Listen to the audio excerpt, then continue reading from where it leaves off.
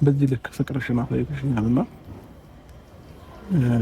እኔ አንቺን አልወድሽም ወይንም አላፈቅርሽም ማለት ለማንኛውም ሰው እንደ ውሸት ነው የሚቆጠረው በእርግጠኝነት ማለት ነውና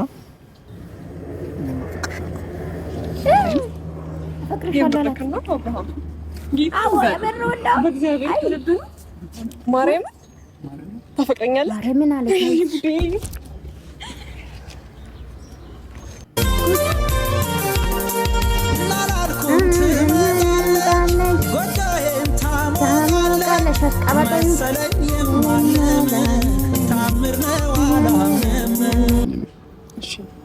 እዚህ ጋር እኮ ምንም ነገር አውርቼ እንትን ማለት እንችል ነበረ።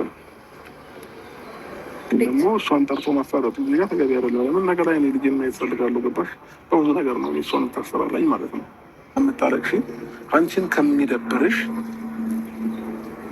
ነገ ከነገ ወዲያ በእኔ ምክንያት መልስ አጥተሽ ከምታለቅሽ ምንም ነገር ችግር የለውም።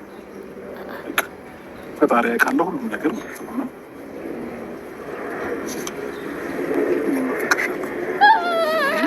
ደገመው ጌታን ዘል በእግዚአብሔር ከልብህ ታፈቅረኛለህ?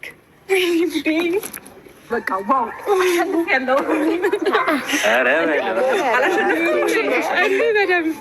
እንኳን ደስ አላችሁ። እንግዲህ አብርሽ ማለት ነው። አብርሽ የሄርሜላን የፍቅር ጥያቄ ተቀበላት። አፈቅርሻለሁ፣ ምንጊዜም ከአንቺ ጎን ነኝ፣ በእኔ ምክንያት እንድታለቅሽ አልፈልግም፣ እንድታዝኝ አልፈልግም። ሩታስ ተስፋ የሰጠችው በብዙ ነገር ታስፈራራኛለች። አንተ ምን ሆነክ ነው ግን? ኧረ ተው ሩታ ምክንያት አታርግ። በቃ እንዴ ምንድን ነው አንተ? ህፃን አይደለም ይጋ ያለበት ሀገር ነህ። እኔ ግን ሩታን አሰብኩት እንደ ሴት ጋይስ።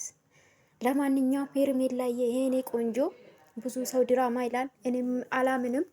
ኤኒዌይስ እንኳን ደስ አለሽ የኔ ቆንጆ ማለት ነው። እንግዲህ ማርያምን አፈቅርሻለሁ ነው አላት። ነጥቡ ያዙ እግዚአብሔር ነው አላት። ጌታ ስትል አው ጌታን አላት። ማርያምን በስትል ማርያምን አለ። ነጥቡ ያዙት እና ለማንኛውም እንግዲህ ሄርሜላ በጣም ደስ ብሏታል። እንኳን ደስ አለሽ የኔ ቆንጆ፣ ገባሻል። አንቺ የፍቅር መምህር ነሽ ማለት ነው የኔ ቆንጆ። ለወንድ ያለሽ ክብር እንክብካቤ ትችልበታለሽ። እኔ ግን ሩታ እያሳዝናኛለች። ለምን ዋሻለሁ? ሴት ልጅ ናት።